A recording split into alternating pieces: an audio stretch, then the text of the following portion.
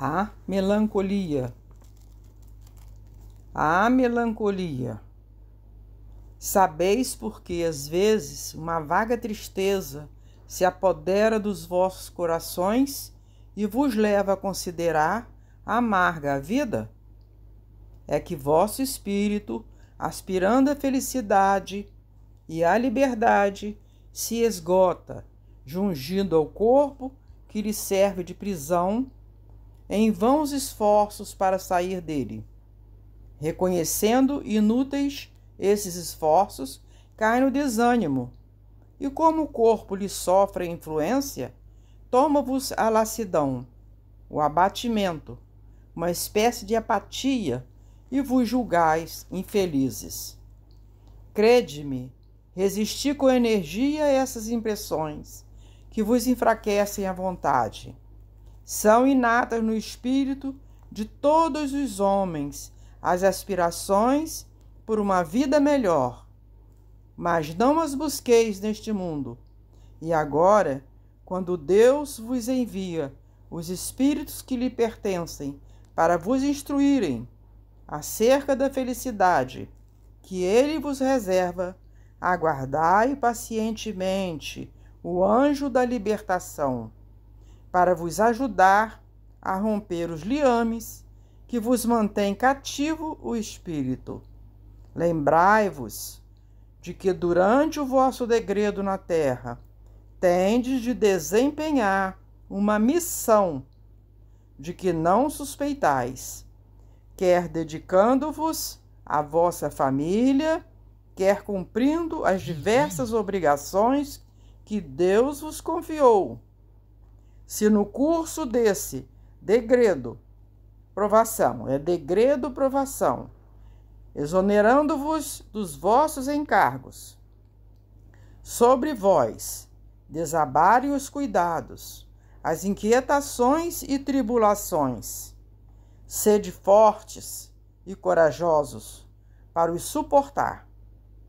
Afrontai-os resolutos, duram pouco e vos conduzirão à companhia dos amigos por quem chorais, e que jubilosos por ver-vos de novo entre eles, vos estenderão os braços, a fim de guiar-vos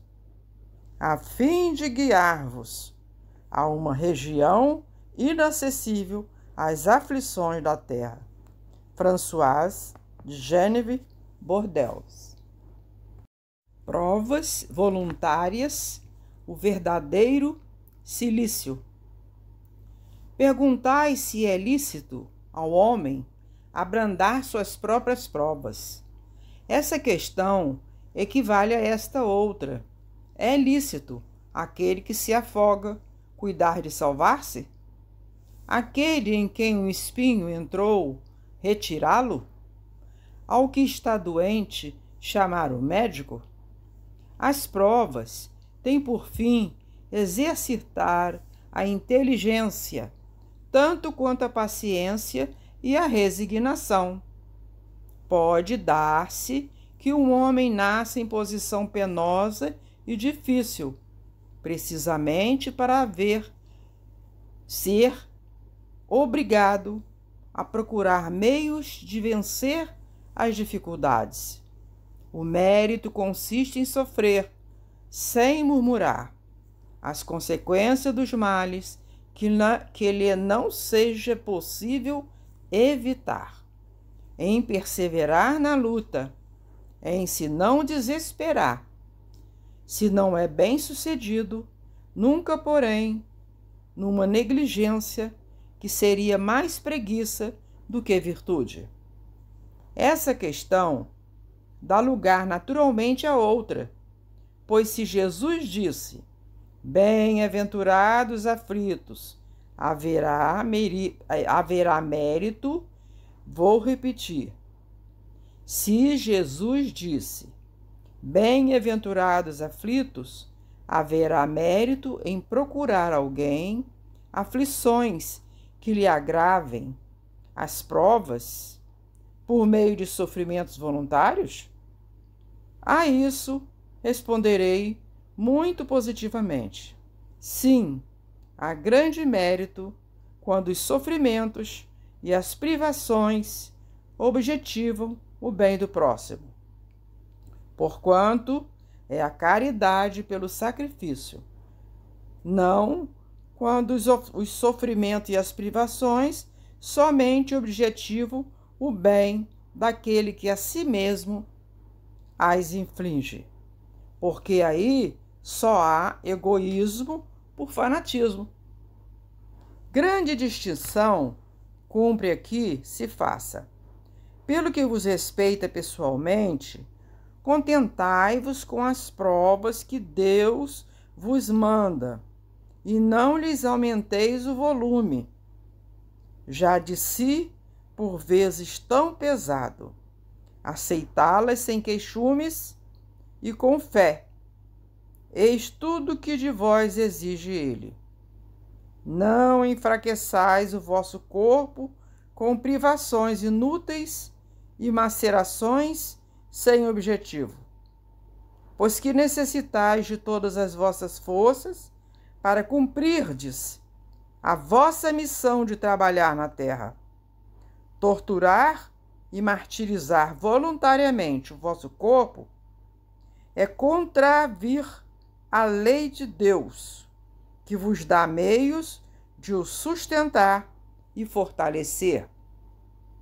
Enfraquecê-lo sem necessidade é um verdadeiro suicídio. Usai, mas não abuseis, tal a lei. O abuso das melhores coisas tem a sua punição nas inevitáveis consequências que acarreta. Muito diverso é o que ocorre quando o homem impõe a si próprio sofrimentos para o alívio do seu próximo. Se suportardes o frio e a fome para aquecer e alimentar alguém que precise ser aquecido e alimentado, e se o vosso corpo disso se ressente, fazeis um sacrifício que Deus abençoa. Vós que deixais os vossos aposentos perfumados para irdes amansada, infecta, levar a consolação. Vós que sujais as mãos delicadas, pensando chagas. Vós que vos privais do sono para velar a cabeceira de um doente, que apenas é vosso irmão em Deus. Vós, enfim, que despendeis a vossa saúde na prática das boas obras. Tendes em tudo isso, o vosso cilício, verdadeiro e abençoado cilício, visto que os gozos do mundo não vos secarem o coração, que não adormeceste no seio das volúpias enervantes da riqueza. Antes vos constituístes anjos consoladores dos pobres deserdados. Vós, porém, que vos retirais do mundo para lhe evitar as seduções e viver no insulamento, que utilidade tendes na terra? Onde a vossa coragem nas provações, uma vez que fugis à luta e desertais do combate? Se quereis um cilício, aplicai-o às vossas almas, e não aos vossos corpos. Mortificai o vosso espírito, e não a vossa carne. Fustigai o vosso orgulho, recebei sem murmurar as humilhações, flagiciai o vosso amor próprio, enrijai-vos contra a dor da injúria e da calúnia, mais pungente do que a dor física. Aí tendes o verdadeiro cilício, cujas feridas vos serão contadas, porque atestarão a vossa coragem e a vossa submissão à vontade de Deus. Um Anjo Guardião, Paris, 1863. Dever-se-á por termo as provas do próximo? Deve alguém, por termo, as provas do seu próximo, quando passa, ou deve, para respeitar os desígnios de Deus, deixar que sigam seu curso? Já vos temos dito e repetido muitíssimas vezes que estar nessa terra de expiação para concluirdes as vossas provas, e que tudo o que vos sucede é consequência das vossas existências anteriores. São os juros da dívida que tendes de pagar. Esse pensamento, porém, provoca em certas pessoas reflexões que devem ser combatidas, devido aos funestos efeitos que poderiam determinar. Pensam alguns que, estando-se na terra para expiar, cumpre que as provas sigam o seu curso. Outros há, mesmo que vão até ao ponto de julgar que não só nada devem fazer para as atenuar, mas que, ao contrário, devem contribuir para que elas sejam mais proveitosas, tornando-as mais vivas. Grande erro! É certo que as vossas provas têm de seguir o curso que lhes traçou Deus. Dar-se-á, porém, conheçais esse curso? Sabeis até onde têm elas de ir, e se o vosso Pai misericordioso não terá dito ao sofrimento de tal ou tal dos vossos irmãos. Não irás mais longe? Sabeis se a providência não vos escolheu, não como instrumento de suplício, não como instrumento do suplício, para agravar os sofrimentos do culpado, mas como bálsamo da consolação, para fazer cicatrizar as chagas que a sua justiça abrirá? Não digais, pois, quando virdes atingido um dos vossos irmãos: é a justiça de Deus, importa que siga o seu curso. Dizei antes: vejamos que meios o Pai misericordioso me pôs ao alcance para suavizar o sofrimento do meu irmão. Vejamos se as minhas consolações morais, o meu amparo material ou meus conselhos poderão ajudá-lo a vencer essa prova com mais energia, paciência e resignação. Vejamos mesmo se Deus não me pôs nas mãos os meios de fazer que cesse esse sofrimento, se não me deu a mim também como prova, como expiação, talvez, de ter o mal, como prova, como expiação, talvez, de ter o mal e substituí-lo pela paz? Ajudai-vos, pois, sempre, mutuamente, nas vossas respectivas provações, e nunca vos considereis instrumentos de tortura. Contra essa ideia deve revoltar-se todo homem de coração, principalmente todo espírita, porquanto este, melhor do que qualquer outro, deve compreender a extensão infinita da bondade de Deus. Deve o espírita estar compenetrado de que a sua vida toda, tem de ser um ato de amor e de devotamento, que faça ele o que fizer para se opor às decisões do Senhor. Estas se cumprirão. Pode, portanto, sem receio, empregar todos os esforços por atenuar o amargor da expiação, certo, porém, de que só a Deus cabe detê-la ou prolongá-la, conforme julgar conveniente. Não haveria imenso orgulho da parte do homem em que se considerar no direito de, por assim dizer, revirar a arma dentro da ferida? De aumentar a dose do veneno nas vísceras daquele que está sofrendo, sob o pretexto de que tal é a sua expiação? Oh, considerai-vos sempre como instrumentos para fazê-la cessar.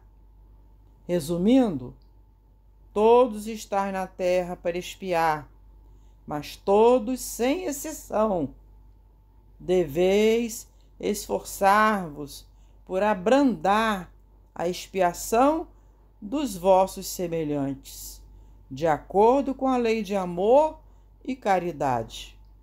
Bernardino, Espírito Protetor, Bordeaux, 1863.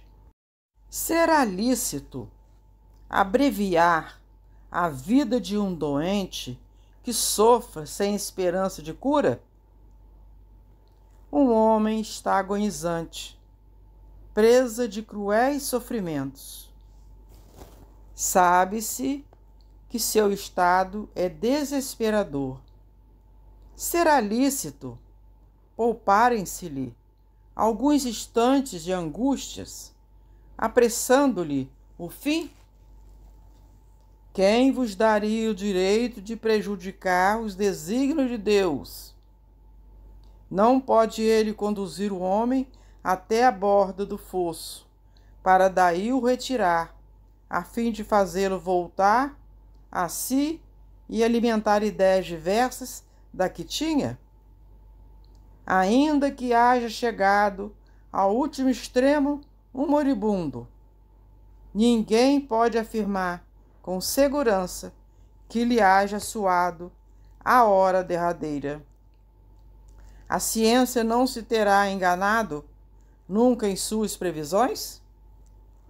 Sei bem haver casos que se podem, com razão, considerar desesperadores, mas se não há nenhuma esperança fundada de um regresso definitivo à vida e à saúde, existe a possibilidade, atestada por inúmeros exemplos, de o doente, no momento mesmo de exalar o último suspiro, reanimar-se e recobrar por alguns instantes as faculdades.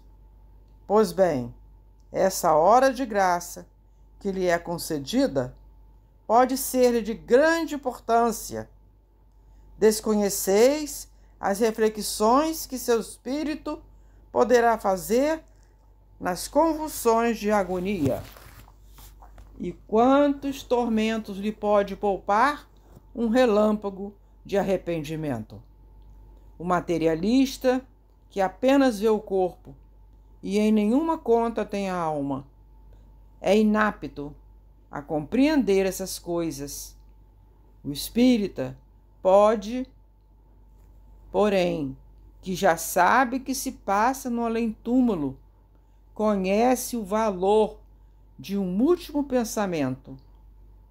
Minorai os derradeiros sofrimentos, quando puderdes, mas guardai-vos de abreviar a vida, ainda que de 1 minuto, porque esse minuto pode evitar muitas lágrimas no futuro. São Luís, Paris, 1860. Sacrifício da própria vida. Aquele que se acha desgostoso da vida, mas que não quer extingui-la por suas próprias mãos, será culpado se procurar a morte num campo de batalha com o propósito de tornar útil à sua morte? Que o homem se mate ele próprio, ou faça que outro o mate, seu propósito é sempre cortar o fio da existência. Há, por conseguinte, suicídio intencional, se não de fato.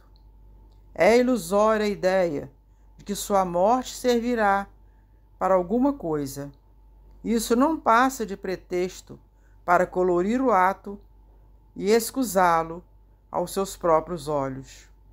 Se ele desejasse seriamente servir ao seu país, cuidaria de viver para defendê-lo. Não procuraria morrer, pois que morto de nada mais lhe serviria. O verdadeiro devotamento consiste em não temer a morte, quando se trate de ser útil, em afrontar o perigo, em fazer de antemão e sem pensar o sacrifício da vida, se for necessário, mas buscar a morte com premeditada intenção, expondo-se a um perigo, ainda que para prestar serviço, anula o mérito da ação. São Luís, Paris, 1860.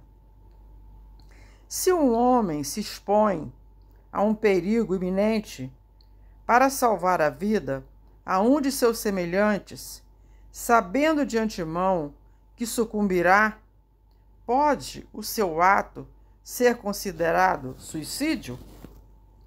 Desde que no ato não entre a intenção de buscar a morte, não há suicídio, e sim apenas devotamento e abnegação, embora também haja a certeza de que morrerá. Mas quem pode ter essa certeza? Quem poderá dizer que a providência não reserva um inesperado meio de salvação para o momento mais crítico? Não poderia ela salvar mesmo aquele que se achasse diante da boca de um canhão? Pode muitas vezes dar-se que ela queira levar ao extremo limite a prova da resignação, e nesse caso, uma circunstância inopinada desvia o golpe fatal. São Luís, Paris, 1860. Proveito dos sofrimentos para outrem. Os que aceitam resignados sofrimentos por submissão à vontade de Deus e tendo em vista a felicidade futura, não trabalham somente em seu próprio benefício? Poderão tornar seus sofrimentos proveitosos a outrem? Podem esses sofrimentos ser de proveito para outrem, material e moralmente. Materialmente, se pelo trabalho, pelas privações e pelos sacrifícios que tais criaturas se imponham, contribuem para o bem-estar material de seus semelhantes, moralmente, pelo exemplo que elas oferecem de sua submissão à vontade de Deus. Esse exemplo do poder da fé espírita pode induzir os desgraçados à resignação e salvá-los do desespero e de suas consequências funestas para o futuro.